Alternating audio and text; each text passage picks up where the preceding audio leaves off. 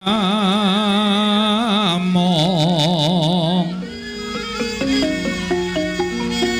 mbak lumembak ombak ing samudra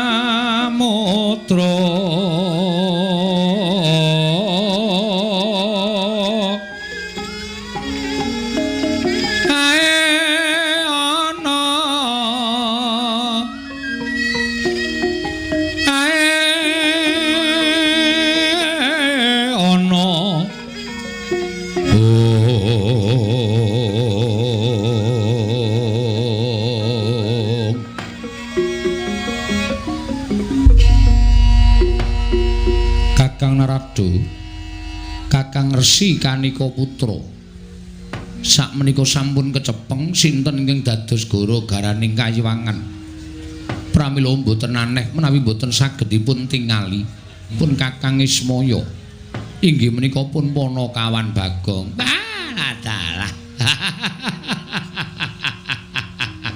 wela Kayangan iki paling ora ketekan ratu utawa dewa utawa pendhita sing pinunjul tur ya sing kuncara anjaying bawana. Wah, tiwas padha diwenehi dalan karo para dewa.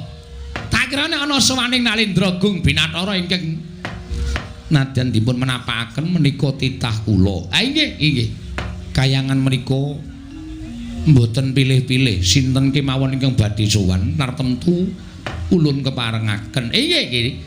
Tumrap katimbalana menapa wigatosipun Bagong sowan menika? Kakang Rada lenggah ingkang langkung prayogi. Inggih ngestakaken dawuh. Panakawan Bagong padha raja sak prapta kita. Napa sampeyan ingkang nami Pukulun Bathara Guru? Iya Bagong. Kok cilik? Bagong aja sembrono. Nggih. Kemarang kula ngaturaken sembah sumungkeming pangabekti kula konja Pukulun. Iya Bagong ulun tampa pangestu ulun tampanana. Kaya ngene iki to Bathara Guru ki wujude. Malak piye? Kancan ngerti dalan ingkang anjaka ning Kayiwangan. Nggih nadyan keblusuk-blusuk ning kula tanglet-tanglet mergi wonten dalan mergi ingkang anjak wonten ing Kayangan jebul munggah gunung dhuwur banget. Nganti krekel-krekel niki kula gobyos kabeh mula nyuwun ngapunten nggih Bu kula nek kula mboten ngagem klambi ora apa-apa Bagong. Nune nggih matur sembah nuwun. Nek Bu kula Bathara Antrada wilujeng bekti kula kunjung nggih Bu kula. Ya ulun tampa. Pangestu lan tampanana ya Bagong. Kula pundi nggo jimat paripe dayanana ing kasantosan. Iya Bagong nggih. Bagong Padaraja sak prapta kita. Niki sinten iki? Ulun Bathara Indra. Oh, nggih. Kancane Dana Kasina dudu. Tekan dindi. Pukulun Bathara Indra wilujeng bekti kula konja Pukulun. Ya ulun tampa pangestu ulun tampanana. Kula pundi nggo jimat paripe Bagong Padaraja sak praptamu. Wilujeng piye kabare Kanjeng Rama Pukulun? Rama sapa? Rama Pukulun. Sang Hyang Ismaya. Semar lho. Iya.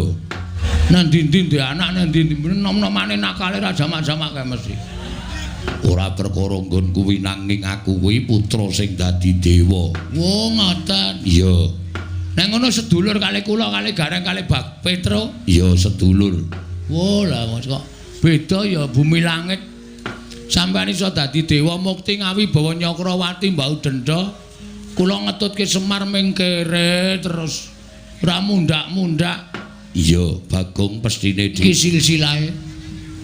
Iya, Bagong. Bekti kula konjak Pukulun Yamadipati. Iya, pangestu tampanana. Nune nggih, sanget anggen kawula dadosaken jimat paripe Bagong. Wonten dawuh Pukulun.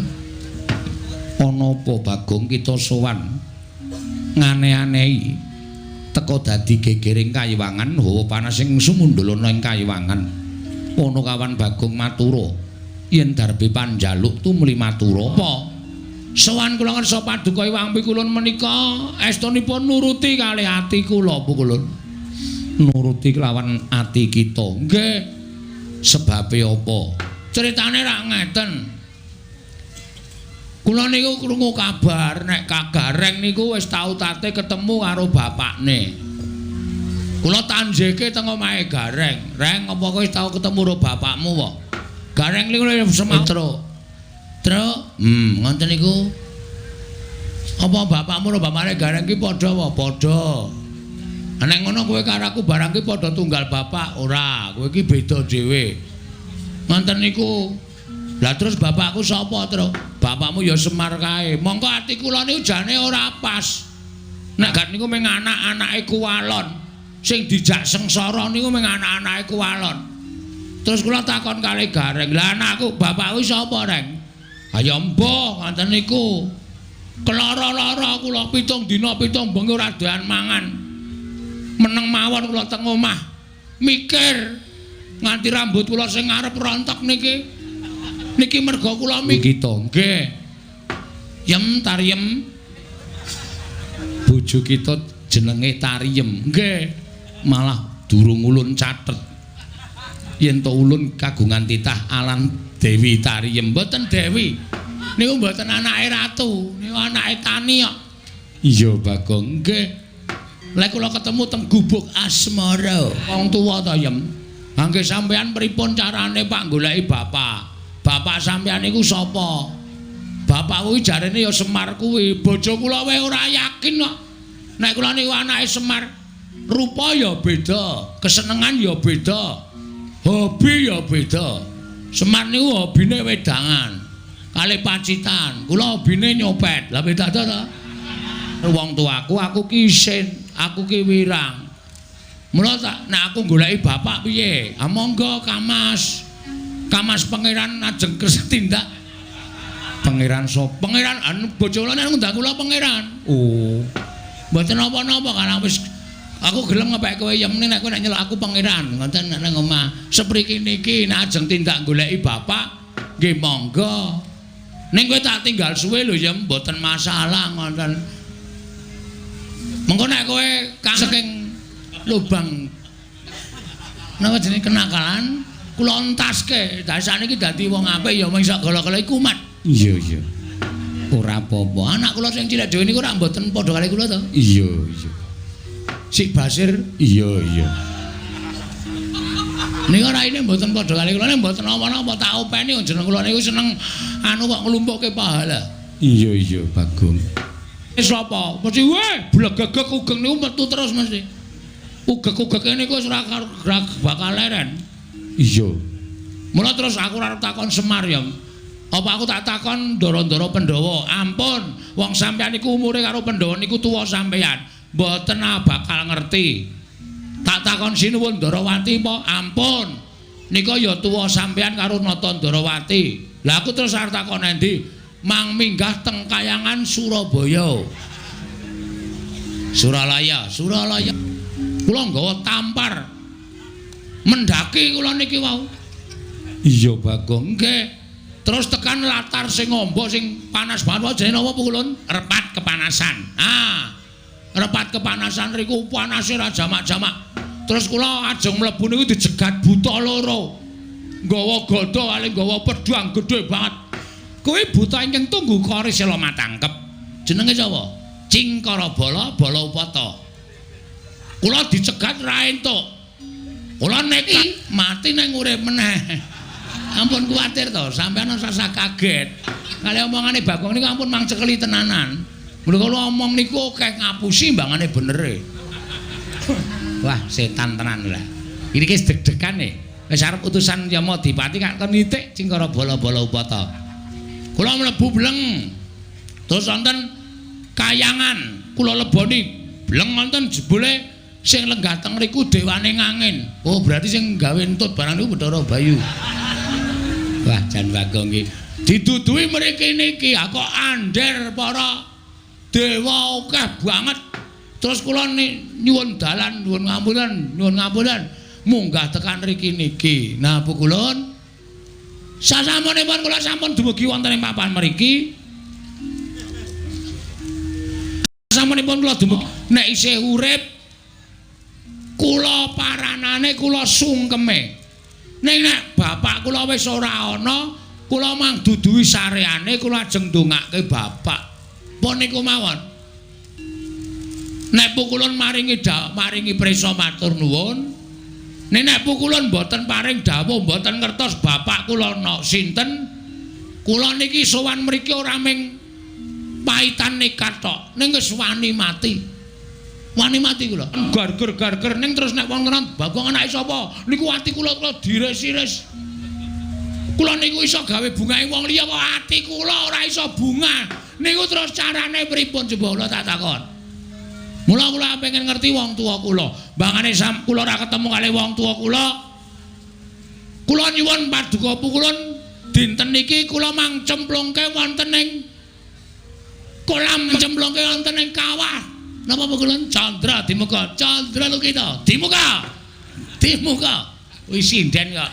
Candra dimuka. Mangga dinten samenika kula aturi paring dawuh. Nek panjenengan boten kersa paring dawuh mboten ngertos, kula njaluk mati pun niku mawon. Gusik Bagong, nek kowe mati bojomu seneng sakne wis diirak-iriki tangga kula ya wis tak nengke mawon.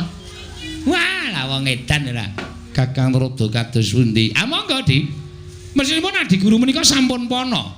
Babakan wontenipun Bagong menika saking menapa lan tiyang sepuhipun sinten panjenengan kedah saged paring dawuh. Mergi kula kuwatos, Bagong menika wonge wah ndugal kewarisan. Keladuk wani kurang keduga nek nganti panjenengan boten saged paring ngomongi bapakku sapa iki ora usah malang kerik anggepe kaya nendi tenan kula boten ajre karo sapa-sapa sampean ngerti to nek kula ngamuk sampean ngerti nek kula nesu kula nguyuh sanggon-gon napa kelakon kayangan pesing kabeh ah taya rusak kayangan ketepak kula niki kula wis mumet ke sore wau nganti weteng kula lara merga sak lakon Bagong kok takon bapakne niku perkarane pripun. Wah, wis cilaka tenan. Dek emben Semar bangun gedung kesenian. Niku wis mecahke sirah. Saniki Bagong takon bapa wis apa ora bentet cengel kula. Ora taya kowe ning kowe bisa cah cerdas e. Padhake ora. Ha iso mbok tekani kita kuwi ora linairake lan ora ana ingkang ngandhut kelawan jeneng kita. Ora ana titah wanita ingkang ngandhut badan kita, lan ora ana wanudya ingkang ngandhut badan kita. Pas. Ora mungkin. Masa ana menungsa kok mlethek saka watu, jedul saka wit. Niku dudu menungsa. Niku demit. Niku setan. Lan Bagong niku menungsa. Niku ulun Bathara Gulu nggih. Ulun iki jejering sapa? Dewa. Wajibe titah kelawan dewa nyembah tata krama. Nek dewa ditakoni ra iso wangsulan, apa gunanya jadi dewa kok? Mboten wonten gunanipun. Ha percuma, kabeh niku sendan ngerti lelakone kok. Aja kok menungsa. Kutu-kutu. Kutu-kutu cilik dengkul kita kuwi. Najan cilik ulun iki kami tuane kayangan. Nggih. Lah kowe tak kandhani Bagong. Sejatine kowe iki ora dumadi saka utawa ora linairake dening suwijining ibu. Terus war melu-melu jawabane iki kowe. Nah, melu-melu ditanono kowe. Plotroke kathokmu. Hei. Dewa karo diplotroke kathoke ora. Tak kandhani ya. Sejatine kita kuwi ora mlethek saka watu, ora jedul saka kayu watu. Ning kita kuwi dumadi saka sabda. Empar tak unggahke kaya wong mendaki nganti babak bundas nek ming nang kene dikandhani Bagong, kowe iki ming dumadi saka sabda. Ora jelas kowe. Kesikek ta? Iki cepet iki. Ndek gang tases-tases ngono. Dumadi saka sabda kuwi merga disabda dening sawijining dewa. Ha dewane sapa? Dewane sapa? Ayo ora mung waton omong kowe. Cah cilike melu-melu. Yaine bolak-balik. Ngene, ulun jarwani nggih. Nalika semana Semar tumitah ana ing jagat kuwi sayekti durung duwe ruwang. Terus tumuli sowan kelawan Catugara ya kuwi Kakang Tejamaya lan Sang Hyang Bathara Tunggal nanting kelawan Kakang Catugara yen to pancen kepengin darbe ruwang tumuli nyipta sarana napsuning Kakang Catugara sinipta dadi wujuding Sarawita utawa bilung ing angka loro nalika Siesmaya nyuwun ruwang ana ing jagat mungguh kang dadi asal mula-mulanira Bagong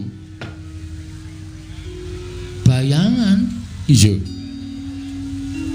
kula niki iya sing nyipta Kanjeng Rama Pukulun Sanghyang Bathara Tunggal bayangan aning Semar ki nang ndi sing ana bayangane lho lho ing atase bayangan kok di bem salah bem dadi wong ya ora mungkin niku akale ora ketemu nalar niku mboten iso nek kaya ngoten niku wase saniki kula mung kepengin jenenge bapak kula titik nek sampean kersa ngaturake matur nuwun nek mboten kula ora iso ngrungkepi padane wong tuwa kula ora ana gunane kula niku melu Semar nek kula ora iso ndongake wong tuwa kula ngoten mawon Bu Kulun pun niku kula nesu tenan iki niku aja tenang-tenang mawon to niki mugi dados ing kawuningan Bu Kulun Bathara mangsawang rai kula niku wis abang tenan niki tenan niki kula nek ora entuk jawaban tenan kula nesu tenan nek perlu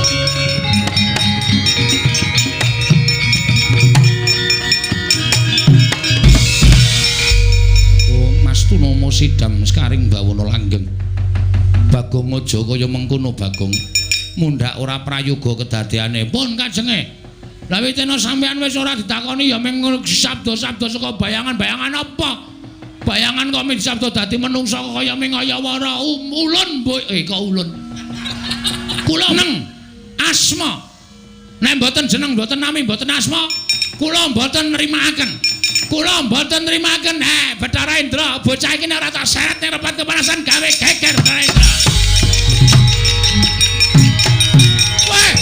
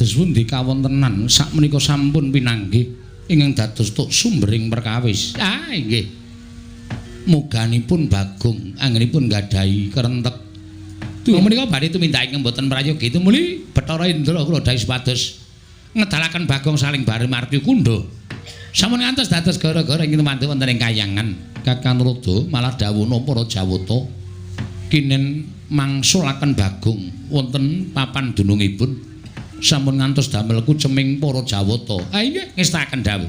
Yama Dewati wonten ngestaken dawuh. Kaya wis ora ana dawuh maneh. Parapatan Bali Marti Kundha lun bubarake lan mangsa Baranggon kira bubarake sanggaring para Jawata. Ngestaken dawuh Pukulun. Nyuwun pamit madal pasilan. Sing ati-ati aja kaya bocah cilik Yama Dewati. Purna gati ning pananggilan. Sanad sasundur ngedaton jeluk saking dampar tindaknya Sri Naranata wau paripurna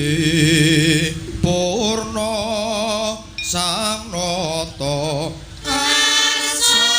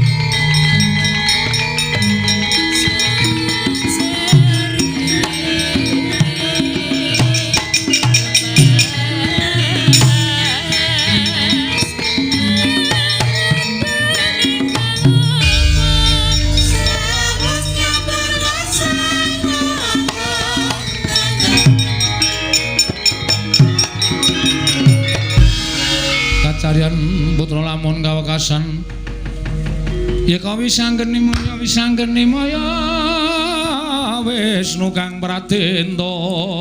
Wah, aku ora ngerti tanpa taliwona Bathara Indra nyikep karo aku saka mburi. Saiki aku dipapanke ana ing repat kepanasan. Ning taun ana windanana aku ora bakal medhun ana ing jagat.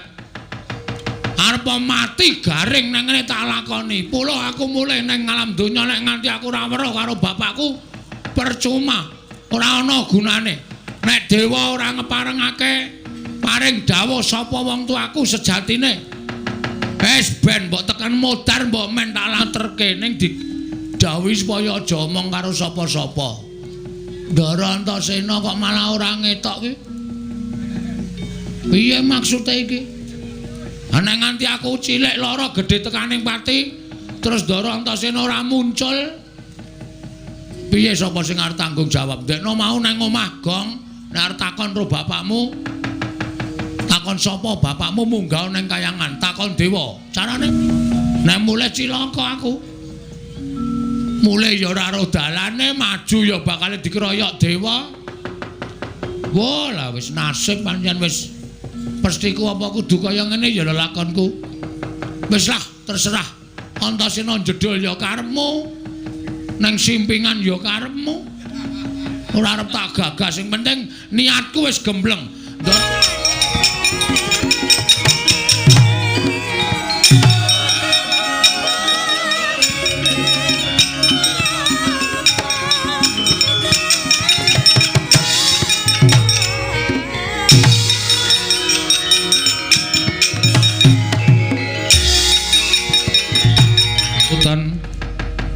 Lamun mangsa prawira digdaya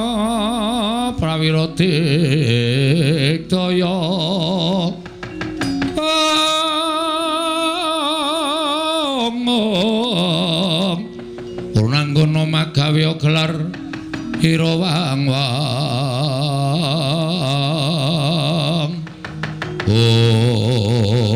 iku Narada supaya kowe digawa metu nang repat kemanasan. Lan iki aku gunung dawuh meneh Bagong. Dawuhe apa? Kowe kon bali. Bali nanti? Bali ning jagat. Terus nek aku bali ning jagat, kosik aku ki dewa kok kowe ora basa. Oh iya lali sik nunang bener. Terus nek pun kula wangsul teng jagat, kuwi Siwana Yantaka. As. Jawaban yang sama. Ora bakal menehi pemareming atiku. Terus karepmu piye? Aku pokoke kudu njaluk ketemu karo Bathara Guru. Nek Bathara Guru ora kepareng sarta ora iso ngendikake nendi bapakku, ora pantes dadi dewa. Ora wangun dadi dewa Bathara Guru. Mula wektu dina iki aku ora nrimake. Nek Bathara Guru ngandhakake bapakku nendi, kayangan tak gawe geger. Lho kusik. Apa kowe wani karo para dewa? Lho wis muni ngene kok dikira ora wani ta iki? Iki wis nekat nek kaya ngene iki. Tegese kowe wani. Wani. Yen wani tegese aku iki kudu peksa karo kowe Bagong. Terus kowe tak candhak, tak uncalake saka Gunung Himalaya ben tiba ning jagat. Kowe dijajal dewa karo Bagong menang sapa? Iki merganing patimu. Panggawa tak ayoni pukulun.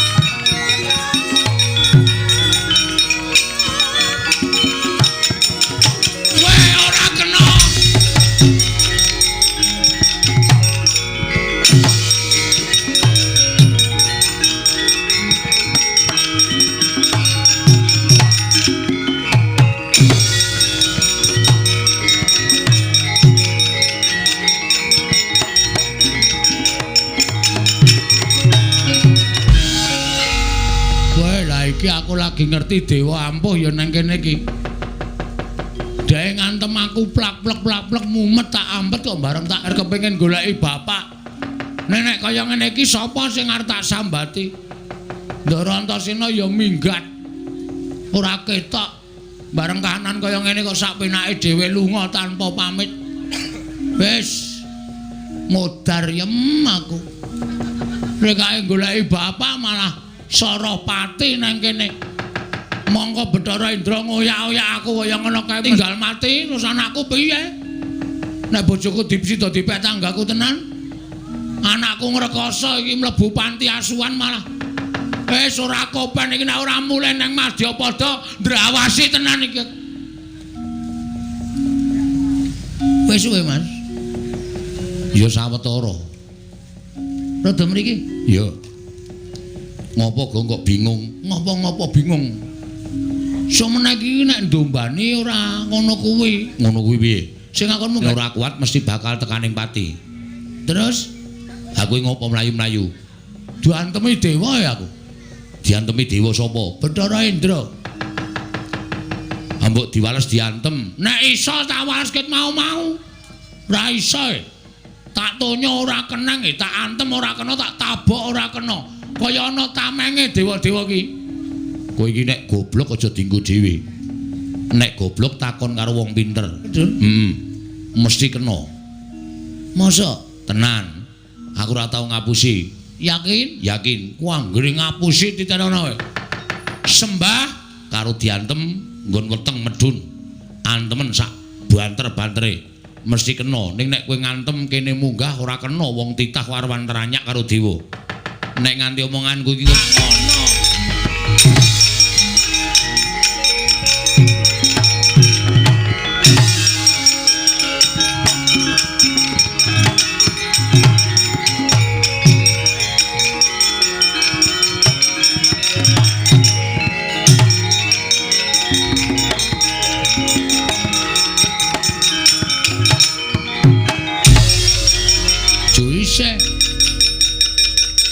Arep ngopo kowe? Mau aku ngantem kowe ra kena Bathara Indra. Saiki urung karuan. Lho.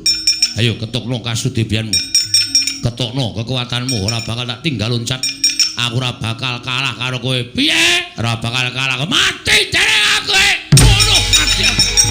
Wah, cocok. Bunuh mati ya. Yo sambat kowe. Ayo adu gares.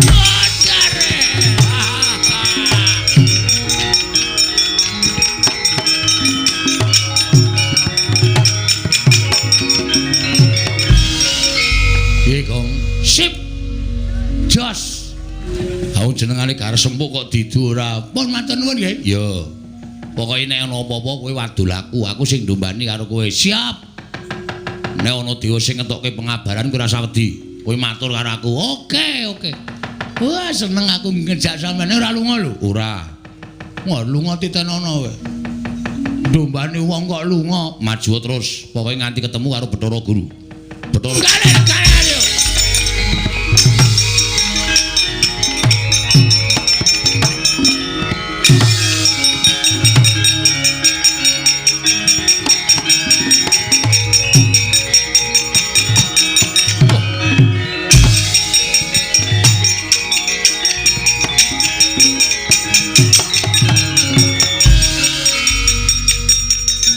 Kobong ku pemisir ora.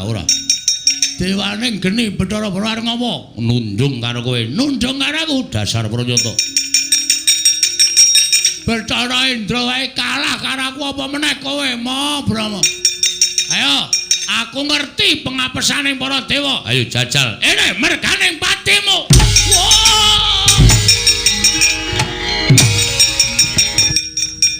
Ora ana mesti eneng sing lali nyembah urung. Wah iya. Wah lali. Sembah saka kene ora apa-apa bebas. Ping 3 siap. Wis. Saniki ngantem weteng medun. Wah, antem nggon terminal. Ora jebol, ora mules weteng.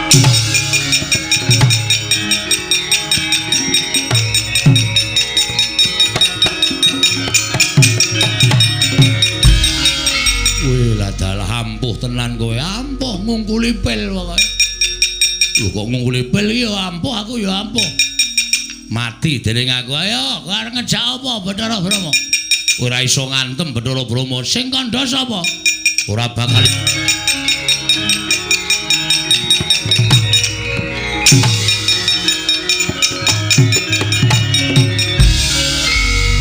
gulung-gulung Bathara Brama. Tuantem nggon apa? Nggon kene. Ben sisan kaya nggon vital sisan. Kira-kira mati ya ben mati dewa ora iso mati. Ora iso? Ora iso. Arep wong gulung-gulung kaya ngono. Dada medun, dadane geni nggon endi? Wah iya. Kae dewaning geni, kae biasane Bathara Brama iki nek nesu ngetokke geni, ngobong mungsuhe. Wis iki piye iki? Tanggung jawabmu no, Sena. Piye iki aku nek kanane kaya ngene iki? Ora usah kuwatir, ngejak aku iki mesti duwe penemu. Sedeng po? Sedeng, aku nganggo badan sukma manjing ning awakmu. Ora usah kuwatir. Pun, Kewon. Yo, metu ngendi? Metu cangkem po? Sedeng ora iki? Ora sedeng. Apa kene? Kene ciut ning Soombo barang. Moh. Mambu. Wah. Tak sabune. Kowe ngampet ambegan. Ngampet cok ora apa-apa. Aku tak mapan ning awakmu dina iki. Dadi engko nek kowe dipobong karo Bathara Brama iki ora bakal piye-piye awakmu. Wis yo aku tak mlebu yo. Nek aku mlebu ning awakmu mesti kowe ora bakal dadi wong ringkene, dadi wong sekti. Titiprane manganak anong paricata. Mbak lume mbak lamun mambeng lirumbak ing samudra angra. Gong wis. Sampeyan teng pundi? Aku ning awakmu. Lho. Didaya. Kula iso napa mawon? Iso. Kowe ditamani geni ora apa-apa. Blebeke nang segara ora mati. Wah lha iki. Wah, pun sampean teng riku mawon mboten sampe metu. Lho. Kula tak dadi wong ampuh sak lawase, aja engko ndak tok nggo pamer, ndak tok ngumuk. Wis saiki arep ngopo? Kula cobane. Jajalane ora percaya. Nggih, tak maju alon-alon. Ya kono.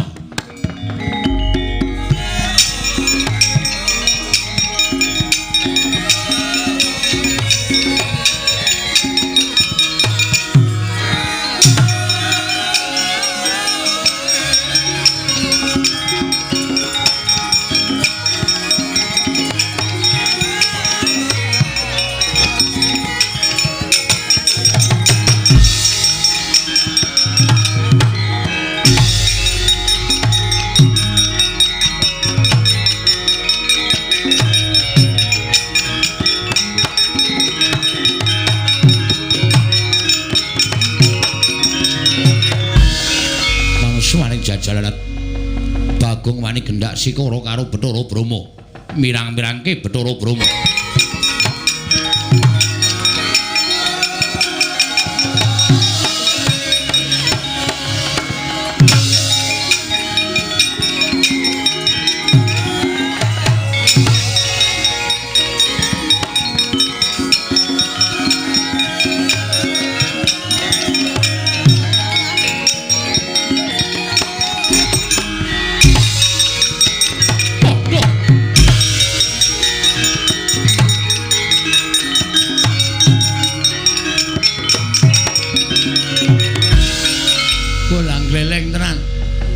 Kobong gedene raja-majama sak lumbung paribasane kok aku ora ngrasake panas.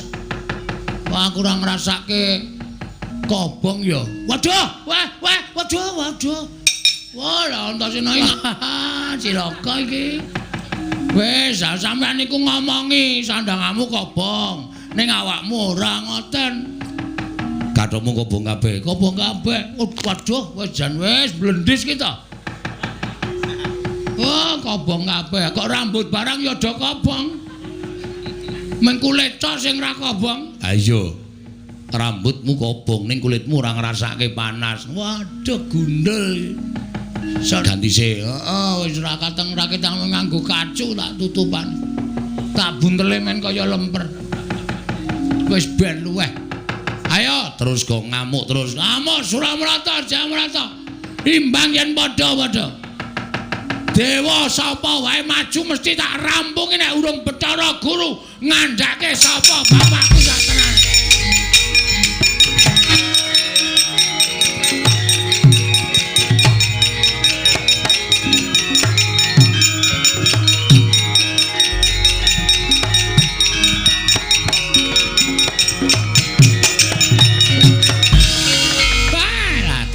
Kencang waruda yang pak pong.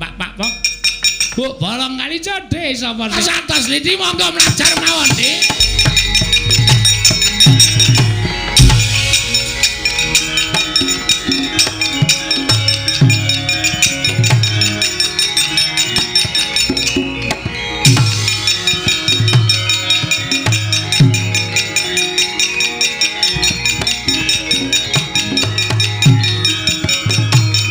Carian putra lamun ngawekasan yeka wisanggeni maya Wisnu Pratenta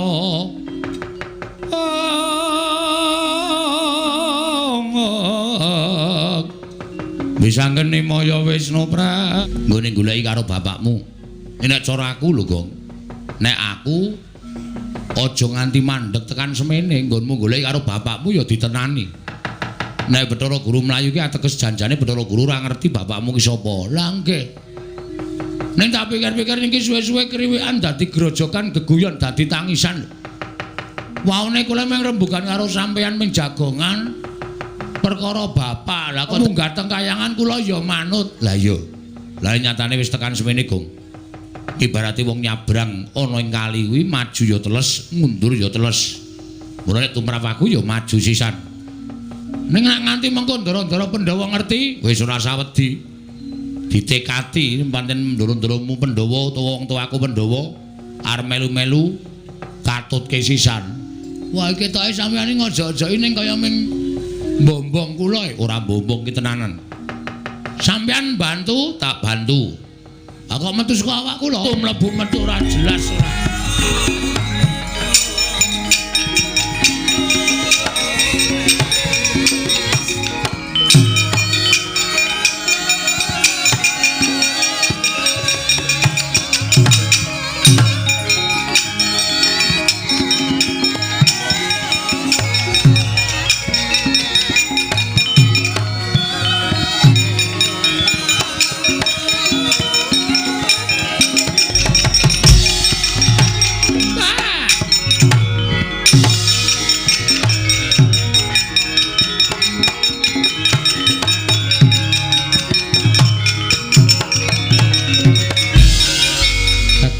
Kados pundi? Ah, pun geger mboten kanten-kantenan.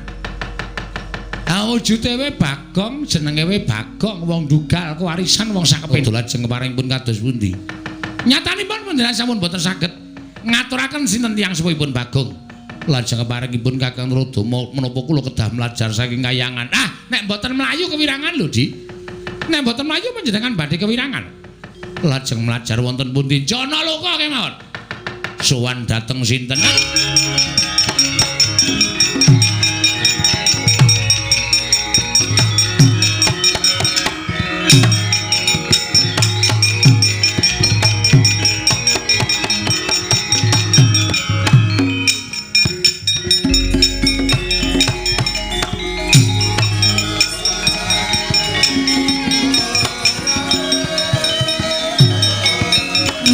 Ayung yon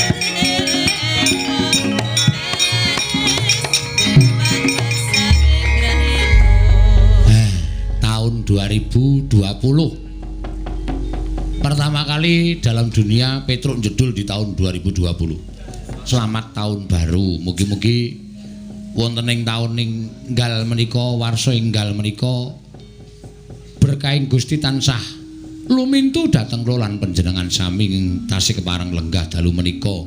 Matur sembah nuwun pinanipun Bapak Bupati Riyanto ing tasih kepareng lenggah dalu menika jumbuh kalian ngendikanipun nalika semanten radi gelo penggalipun kondur Petruk dereki panjenenganipun ugi tansah pinayungan ing karaharjan ing sambikala napaki warsa ingkang enggal 2000 kalih dasa menika. Jane ya rada dipeksa. Wong nyatanipun Petruk menika pendak-pendak malam tahun baru menika mesti kula liburaken. Ewadene wah sapa asmane sing nganti ngoyak-oyak dateng kula nggih. Ya kanca-kanca ya semua rada tak jiat. Yo wong rejeki kok ditampik. Pakne makarya ning mboten dados menapa. Mugi-mugi menika dados sasmita tumrapipun kula sakadang sak kanca benjang 2020 menika langkung sae tinimbang sampun kepengker. Menika saged kula aturaken. Jamipun sampun mepet kala wau bubaripun limbukan ugi sampun tabuh tunggal langkung. Mila kula nong ya, mengawali tahun 2020 kita awali dengan tersenyum. Mbok ya mesa merangut pretae apa? Mbok ya guyu susah pretae apa? Jalukmu ketepo janji tansah anteni yo bareng ngamuti.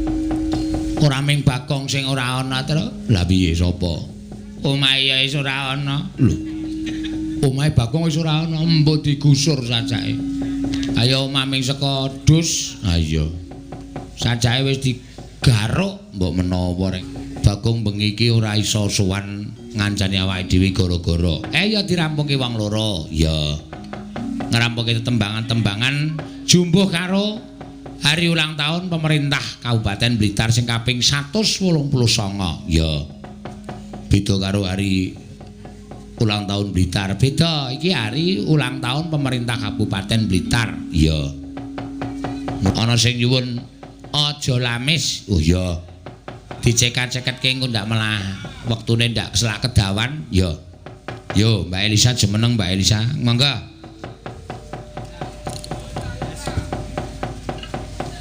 Dibawani terus tibake aja lamis ya Ibu Sinden. Oh ya apik berarti aten-atenmu apik ana sing ngono kuwi terus dipek dhewe ana ya nek dibagi-bagi ngono tegese kowe iki meratakan rezekimu karo kanca-kanca lah nggih kan nyambut gawe saring-saring bareng-bareng wis ora apa-apa ora iso dirungokke ya wis ben ya dibawani. Iso ta bawani no? Nggih. Saged, monggo.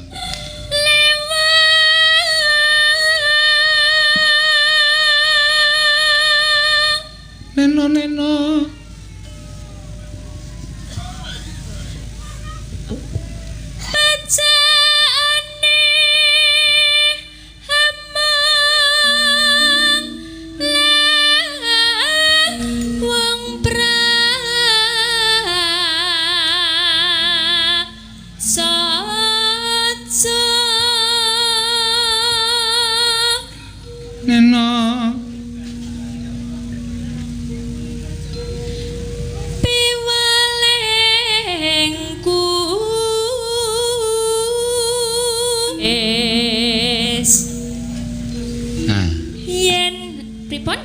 apa terus?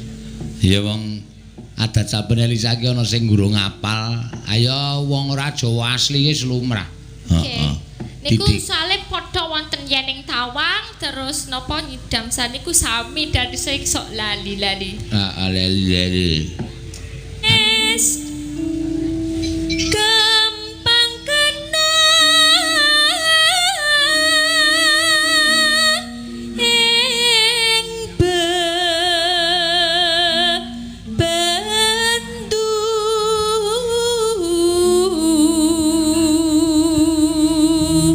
tumraping pasrawungan. Tumraping Beda karo nek apal jane ning wis ngantuk terus. Heeh. Kaya aku mau. Heeh. Makler ngono e. Terus dadi mak witing glob. Ayo mripat ki kadang rasa ora iso dianu e. Untung sadar aku nek ora sadar wah jomplang kabeh lho, Tru. Ya ora apa-apa. Ora apa-apa ya, Tru. Ora apa-apa. Mbak aja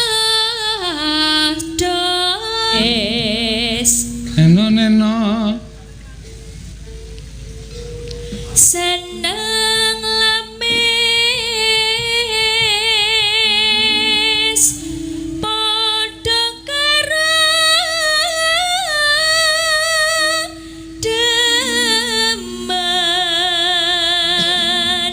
citra manis ento amamis becik alung prasaja mas ora gawe juwa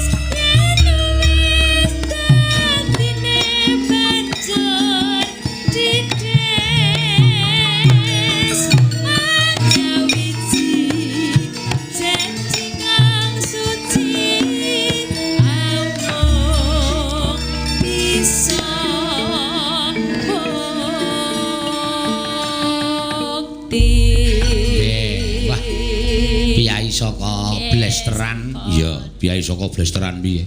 Maksude Bapak tidak Jawa, Ibu tidak Jawa ning nyatane, Bu. Kene ndi ngluk tak sigar sirahmu. Karepe teruse sapa? Iki ana pamundutan meneh, tembang kangen. Ora oke-oke lagune lho rek iki jame mepet. Ha iya. Tur bar goro-goro ki engko arep kepiye ya mbuh. Ah iya salon-alon kok ora kecekel lakone, Tru. Ayo, tembang kangen. Sapa sing kepareng nyekar? Ditaleni apa sikile kok suwi banget iki? Ora kok ya menyat ngono kuwi angel lho reng wong timpuh sewengi iki.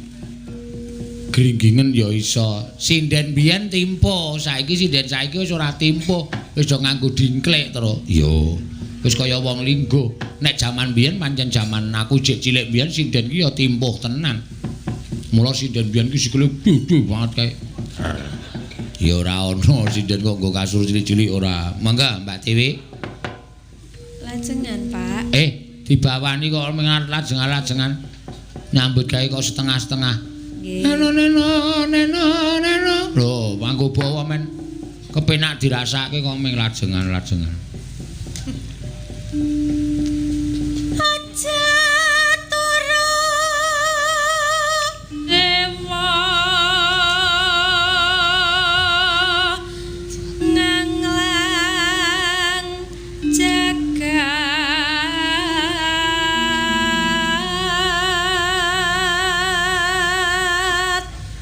Nyangking pokor nyangking pokok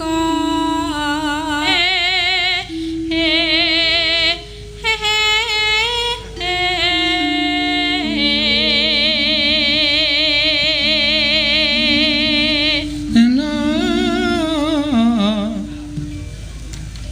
isine tengata ang kelawan pangan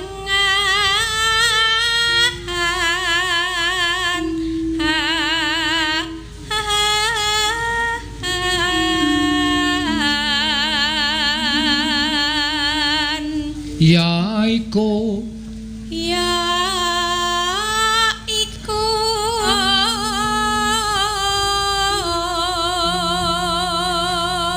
meh wae kepleset terus. Wong melek wong melek sabarna rimo tembang kangen rek. Tembang kangen sing piye terus? Walah kowe. Tembang kangen ki sing ae sing manut kanca-kanca wae. Aku ya lali kok ora. Aku nek karo lagu-lagu tembang kangen ki sing Mas, wop, mas dengkul murah. Aja dipleroki kok tembang kangen.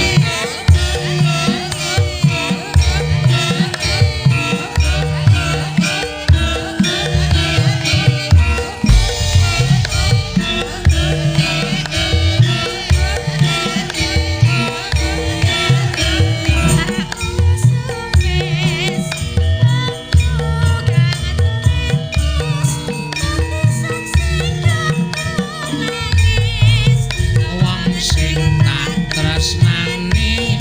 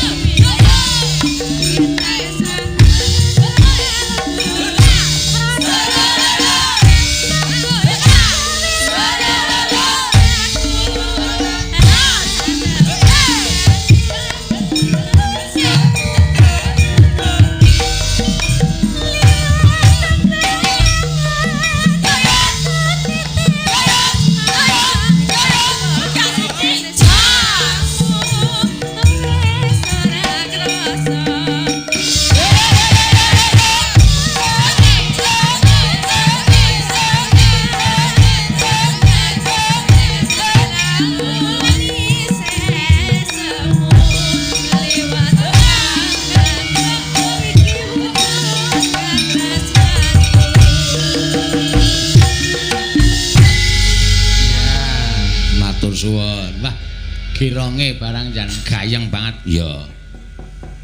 Solai kendang di tambahi nganggo solai penggirong ibu-ibu ya. Nak tang ngono ya. Heeh. Apik ya reng ya kompak. Rame kok ahoke ora. Nganti lambene jedir. Heeh, ya ben ora apa-apa. Ya semangat ndak turu. Heeh. Napa, Pak? Napa? Ki ana sing pamundutan ki milya. Ya. Sing urung diaturake loro. Oh, wis mau sing siji wis. Wong kari siji kana? Ya. Kari siji grajakan iki dinyuwun diaturake. Oh ya. Langsung. Hah? Langsung nggih. Wah, yo dibawani to ting. Jene wektune entek. Oh ya, wis mah. Wis rampung paripurna. Ya. Kabeh pamundutan wis diaturake. Ya. Ayo kek matur ngene Bapak Bagong nendi? Mun ndak Bapak goleki diaturke nek Bagong ora ana, ya. Ayo rek engko ndak dinteni Bapak, ya. Kaneng yaneng nalaka kadilanet ing om sumayana sumawur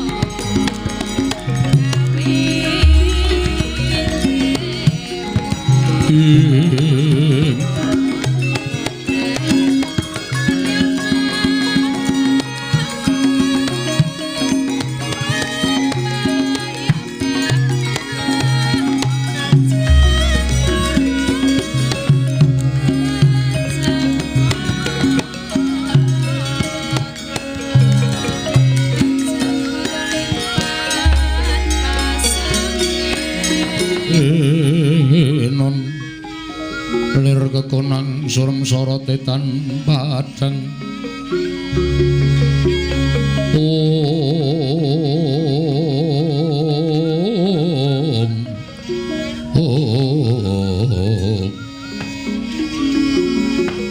Koko Prabu sarawujeng andika Kanjeng Koko Prabu Werkudara wis ndak tampa siat diatur bekti kalamun Kakang pangestunipun Kakang Tampanana ndak gegem dadiake jimat.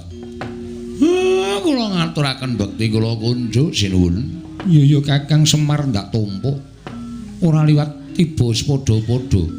Sinuwun Ndarawati bekti kula nggih Den. Ya Kakang Semar ndak tampa. Ana apa Kakang Semar? Teka kaya ana bab ingkang wigati nedya mbok aturake kelawan panjenenganing ingsun. Sampun ngantos dipun dangu Panakawan kok dinten sak mangke godhang. Panji kula nampi pelaporanipun anak kula Gareng kali Petruk. Anak kula Bagong wis sawetawis wekdal menika ninggal griya. Monggo mboten dipun mangertosi wonten pundi kula Bagong. Mengkono Kakang Semar nggih. Mila Den. Kula wis pasrah bongkokan. Menawi tetela anak kula Bagong menika tasih urip, mugi-mugi Gusti-gusti kula para Pandhawa ugi saged manggihaken wonten pundi dunungipun.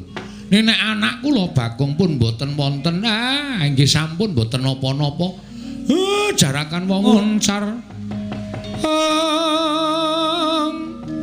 Tinaner kakonang surem-sorot etan padang.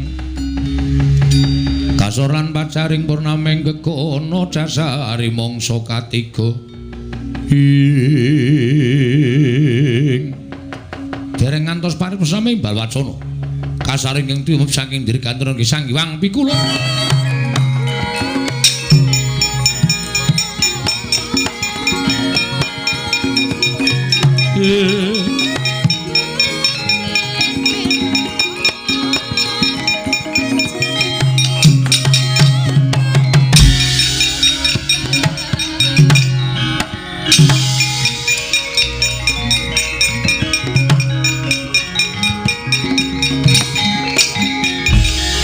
Kuncang kancing langit kelap-kelap katon lir kincanging risang mawe gandrung sabaran katulu wukir moyak mayik saking tias baliwur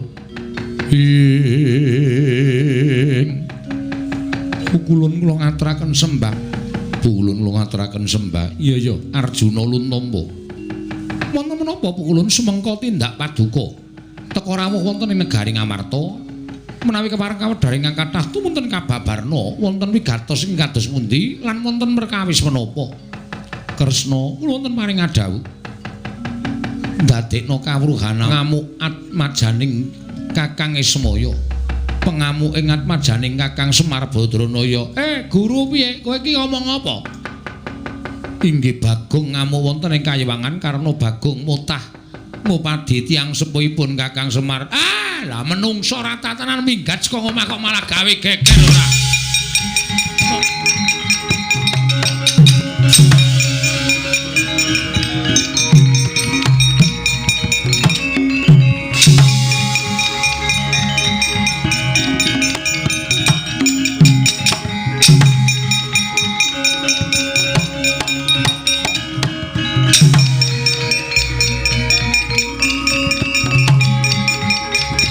Gongso tetekaya Butulawar Pantriting Turangga Esti ngandel ora pukulun Bathara Guru mudhun ana ing jagat laporan karo Pandhawa Gus apa pundhenku para Pandhawa ora isa nuduhake wong tuamu sisan gawe kok bengi kuwi dadi lakon oke. Nek mungsuh Ndara Janaka lawan. Ndara Werkudara wani. Oke, iki arep geleleng tenan aku iki. Ayo. Wulo, kok sing maju malah sikira tekle. Gareng kok ketingklang-ketingkling. Piye kowe ngajar Kakung? Kae kakangmu nek nganti mati piye? Ben, diutang aku ora nyaur-nyaur. Ming semaya wae. Senin, Selasa, Rebo tak andani ya ora. Arep tak jukuk apane wong omah ming kari kompor tok. Wis ben. Pethoke nala Gareng arep wangi Bathara Guru Pak.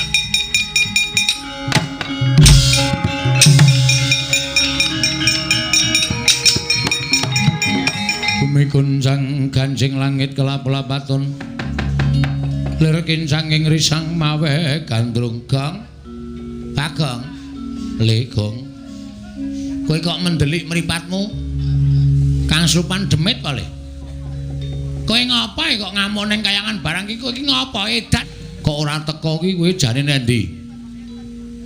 Ngapa? Gara-gara kok ora teko. Wiwit bengi iki aku absen gara-gara. Lah ngopo? Gah. Pol paling ming gembos asmara, gubuk. gembus dengkulmu mlocot gubuk asmara. Jeli aku ngrungokke. Bengi iki aku lagi ora arep gara-gara truk lan dadi sumurepmu. Mau sapa? Begawan Salantara, ya Gandarwa Maya, ya Gandarwa Raja Bali. Manggone nang ndi? Saiki wis ora ning jagat wong kuwi mbiyen jim. Terus saiki wis dadi dewaning para dewa utawa dadi jangkeping para dewa. Kuwi kowe wis ketemu karo bapakmu. Petruk ya padha to? Padha. Aku ro Gareng ki Kakang Adi. Nek jane tuwa aku ning ketemune Semar dhisik Gareng mula dituwake Gareng bangane. Ora mraka goleki babe. Babe utan. Babe utan dengkulmu mlocot ki ora. Ngono? Mula ora usah ngalang-alangi. Pukulun Bathara Guru mlayu-mlayu lho Gong. Ben sehat. Ora mung tetengok wae. Pancen sengaja tak oyak. Bathara Guru pancen tak oyak. Sebabe apa kok tak oyak? Dheweke tak takoni, bapakku sapa? Malah cerita, aku ki dandane saka ayang-ayang. Nek kudu dewa sing nyiptake aku. Nek ora aku ora trima. Bathara Guru ki dewaning para dewa iki, Gong. As, kowe iki ra usah melu-melu, kowe lunga ora? Ora lunga jotosi kowe, Gong. Gong ora edan kowe. Aku kakangmu lho, kakang-kakang apa? Kowe ngewangi Bathara Guru kakang. Petra lunga ora kowe, Gong. Eling, Gong. Aku ora edan. Eling, aku ora edan. Kowe nek wani ngantemi aku apa kira-kira kowe iso ngalahke karo aku? Mbok aja kok kowe nek wis buyar tenan iki aku ora ngombe minuman wis medasku. Lunga ora? Aku sing mambengi karo kowe le. Aku sing menggak karo karepmu. Piye? Aku sing menggak karo karepmu. Piye? Aku sing menggak karepmu. Wah, lumut diajeni kowe. Wen. Sisan gawe, ayo.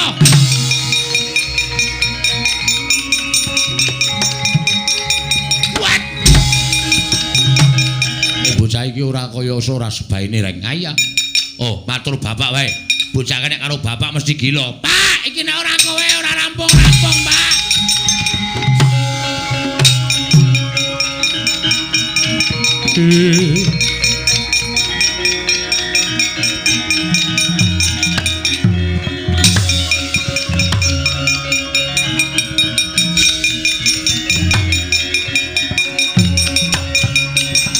Wujus.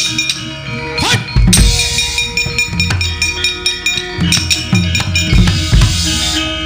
Kowe iki Kang Supan demit ngendi? Kok nganggo jengkelit barang? Semar, iki bapak pocong kok. Aku bapak. Kowe mbiyen, ayo Semar. Bloko. Ora jujur rak saduk wetengmu. Iki bapak, wis ngerti. Ning iki bengi iki aku lagi moh manut karo sapa-sapa. Kejaba manut karo Atika bapakku asli. Lah kok kowe dadak ngamuk ning kayangan? Sakarepku. Aku arep ngamuk ning kayangan, arep ngamuk ning pasar kuwi hakku. Ora usah melu-melu perkara iki. Bathara Guru mlayu. Ya men. Lapor ning Amarta to? Terus kowe ngewangi Bathara Guru to? Kaya adikku. Aku tak takon karo kowe, Pak. Bapakku sapa? Mana ae. Bapakku sapa nek kowe iso mblak? Aku ki sing ngopeni karo kowe, nang dudu bapakku asli. Ora muni tenan. Pejat muni ki edan tenan bocah iki.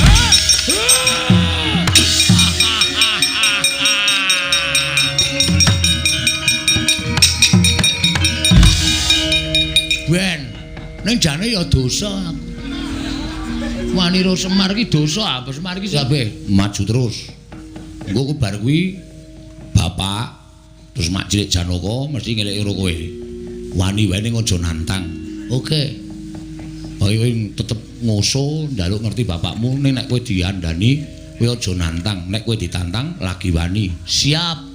Nek ora metu saka kene lho. Ora. Engko aku wani kowe metu modar aku.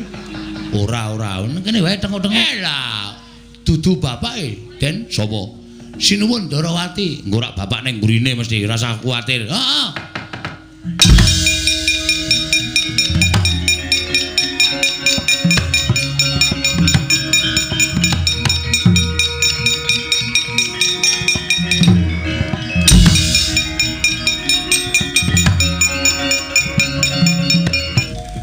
Kencingan opo menung bangsa iki. Bagong, ayo lungguh ngisor. Kowe adu arep karo ratu. Lungguh ngisor. Piye? Lungguh ngisor sik. Oh iya. Lah rak ngono. Oh dudu wis dendam terpendam sepanjang masa. Oh ngono nggih. Bagong Caidan wani ngoyak-oyak Bathara Guru. Wani mergane ngopo? Bathara Guru mboten iso wangsulan. Mergane ora wangsulan sebab apa? Sajake mboten sinau sajake. Jawaban sing pun kula kerep banget kula ngerteni bapakmu Semar. Semar niku pancen bapak kula. Ning bapak sambungan sing ngopeni kula. Lah kula ajeng takon bapak kula niku sinten? Lah rak wis Iwang Pilon Bathara Guru wis paring dawuh to. Ning kan kula nyatake mboten iso. Lho kok getak top-tope wayang piye? Iki lagi dadi trending topik. Bagong bengi iki lagi gleleng. Sapa wae sing ngepalangi rawe-rawe rantas malang-malang bakal tak putuk. Lah nek upama aku sing ngepalangi kowe wani karo aku piye? Wani. Ketiban senjata cakra tibakno. Nek nganti gawe babak kulite Bagong tugel ora kena dielekke. Babar pisan ora duwe abdi jenenge Bagong ora apa-apa. Mangane mirang-mirangke para Pandhawa mikira.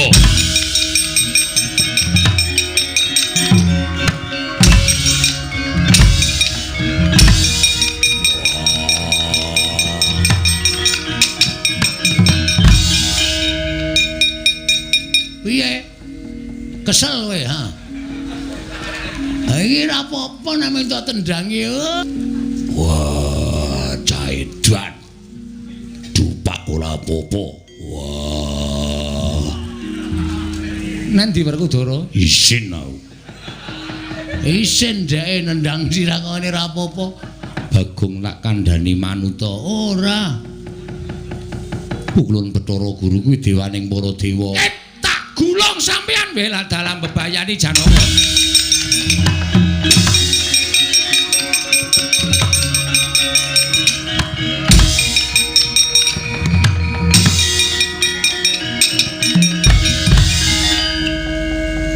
Niki terus bar niki sapa? Ambo. Kok takon aku terus kaya sampean sik gawe skenarione. Oke, ora masalah. Wis ben, Nduk. Golek jago kowe nang kene wareng oyak. Tak oyak, ben ketok gleleng. Ya doyak wae ya.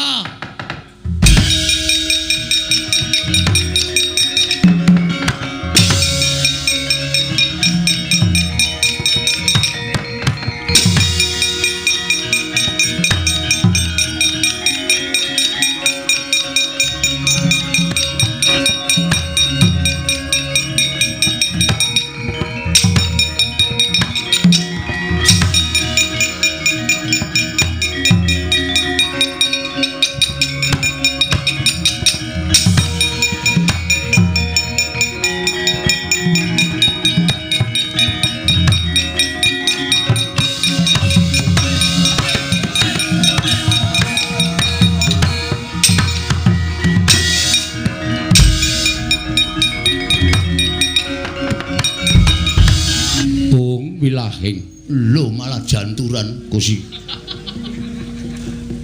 Bagong wonten dawuh sampean sinten? Ulun Sang Hyang Bathara Tunggal. Oh, tunggale pira? Lho. Ulun Sang Hyang Bathara Tunggal ora tunggale pira, ngerti yo? Ulun iki wong tuane Manikmaya. Ulun iki wong tuane bapakmu Semar. Mula ulun iki kepernah eyangmu dhewe. Alah, kakek. Iya. Ulun bakal crita lawan kita. Crita napa? Sejati napa ingkang diucapake dening Manikmaya mau bener. Tunggal dene. Kusike Bagong kusike. Kusike aja ngawur kusike. Kula omong nek mung crita kaya ngoten. Yen Manikmaya ingkang crita mbok menawa kita bener ora bisa nampa nanging ulun ingkang crita merga ulun ingkang nyipta kita. Aku anake Bathara Tunggal ya, Mas. Kowe ya anake Sang Hyang Tunggal, kowe adikku apa kakangku? Pancen bocah marai mumet ora. Bagong wonten dawuh nalika Semar rusak ragane tumuli mudhun ning jagat sayekti jagat durung kanggonan menungsa. Wah, sepi banget ya, Pak.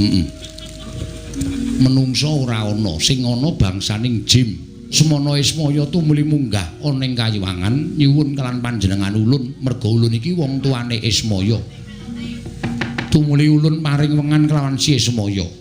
Nalika semana Tejamaya ya nyuwun ruwang, Ismaya ya njaluk kanca.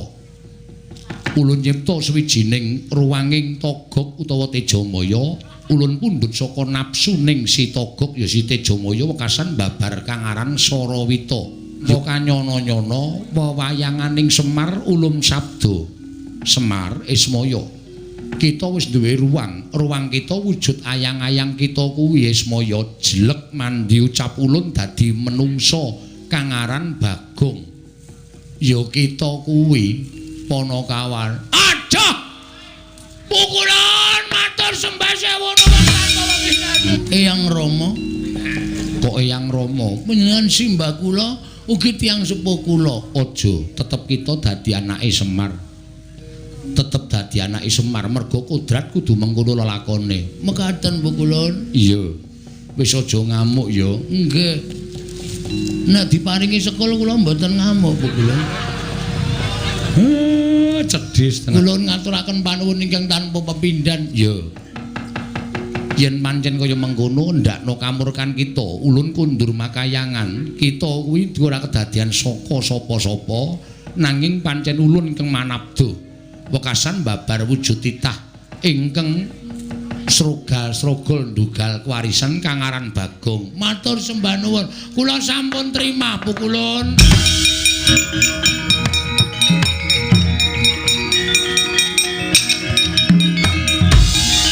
Wis ngerti kowe? Mpun, Pak.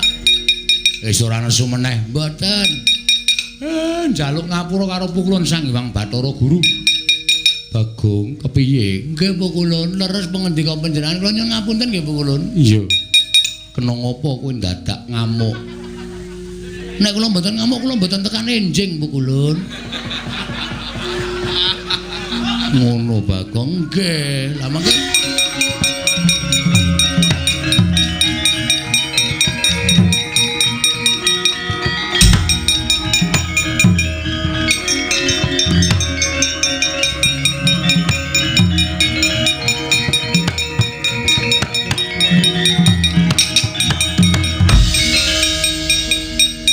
sing manjing ning awakmu iki kon metu.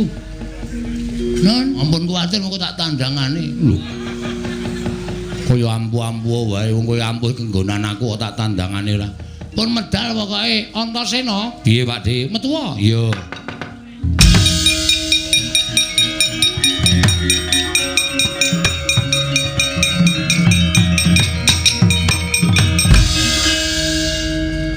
Kowe kok dadake wangi Bagong barang iki apa to? Jahitan.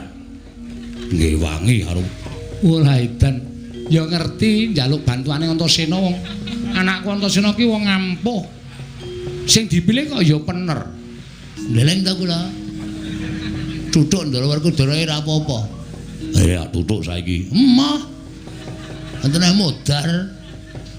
Nek wis ora kenggonan aku rasa pamer go nggih. Matur sembah nuwun. Aten ngrekoso nek ora ngaku kowe bawa terus aku arep pasang aku sapa mir? Ya, Pak ngono ora mir. Ora tetep mir. Oh iya. Bagong, nggih ngapunten nggih, Den. Ora apa-apa. Ndara Kresna kula nyuwun pangapunten. Ora apa-apa, Bagong. Ndara Werkudara kula nyuwun pangapunten nggih. Ora apa-apa. Wis dong, wis padhang atimu. Sampun. Nek pun sami padhang sedayanipun nggih badhe menapa malih niki teruse pripun niki apike? Ya wis nek wis ya wis. Wassalamualaikum warahmatullahi wabarakatuh.